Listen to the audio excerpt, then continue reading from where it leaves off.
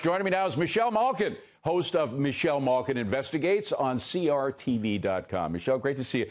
You know, it just makes so much. You're the daughter of immigrants. I married an immigrant. My stepson, who was a Marine Master Sergeant, by the way, is an immigrant. He came here when he was 7. Immigrants support this kind of sanity, don't they? Of course they do. Law-abiding legal immigrants. That's right. And naturalized Americans who understand the preciousness not only of citizenship, but also of the sovereignty of our country.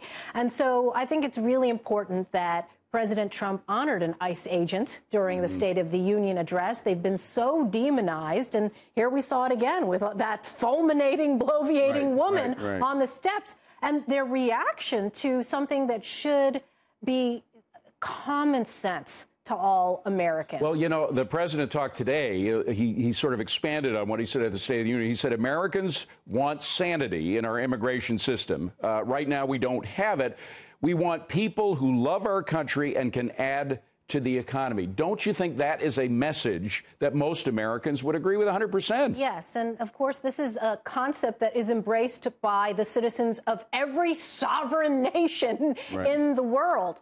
And with specific regard, just going back to the new policy on arresting at the courthouses, I want to emphasize that it was the 287G program that the federal government had until the Obama administration sabotaged it, that encouraged cooperation between local, state, and federal immigration authorities. And the specific reason was when you have criminal aliens in the system, and the feds know it, and local jail officials know it, and people in courthouses know it, you should do something about that and not just let them walk away. And this catch and release policy has endangered so many innocent people's lives in this country. The president also talked about how we want immigrants who have an understanding of American values. Now, American values have been denigrated time and time again over the past, 10, 15 years, particularly in the Obama administration.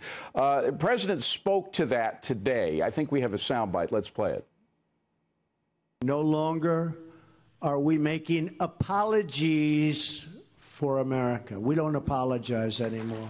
We're proud of our history, we're confident in our values, and we're grateful to our heroes. And we are determined to create a brighter future for all of our people.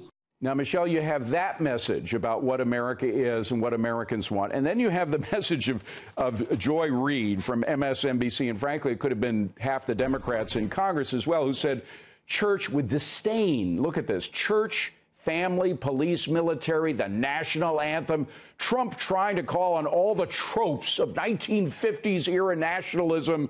The goal of this speech appears to force the normalization of Trump on the terms of the bygone era his supporters are nostalgic for. Church, family, these are bygone notions. Yeah, right. I mean, everything is a code word and dog whistle for these people.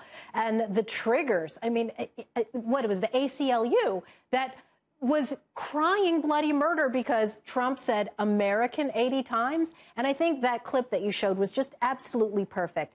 We finally have an American president who is unapologetic about being American. And what could be more unifying than that? You talked about your immigrant family background with your wife and your stepson, and my immigrant family background. Let's stop talking about the A word, amnesty, and talk more about the A word, assimilation. And, you know, we've had a disunited states of shame on America. And what President Trump is doing is restoring pride in our country. Also, it is denigrating to immigrants around the world because everybody, I think, in the world who knows deep down inside of themselves what is right and what is wrong. Yes. A lot of people have given themselves over to the bad side, but most people want to do what's right. And those are the people that we want here, not the mob leaders and the other people who could cause mischief when they're here. Right. And that's the problem with the chaos in our immigration system. And I've been diagnosing it for the last 25 years.